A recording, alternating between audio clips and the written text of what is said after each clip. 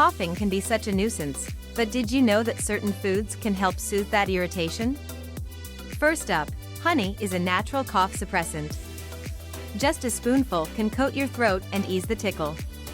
Next, ginger is a powerhouse. Its anti-inflammatory properties can reduce coughing and help with throat irritation.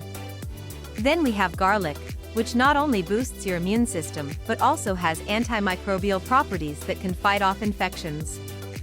Turmeric, with its curcumin content, is another great option.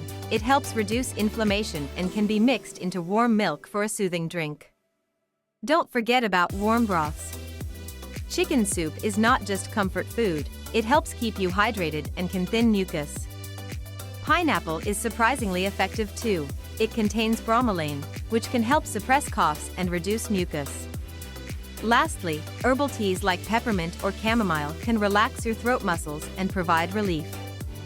Incorporating these foods into your diet can make a real difference in managing that pesky cough.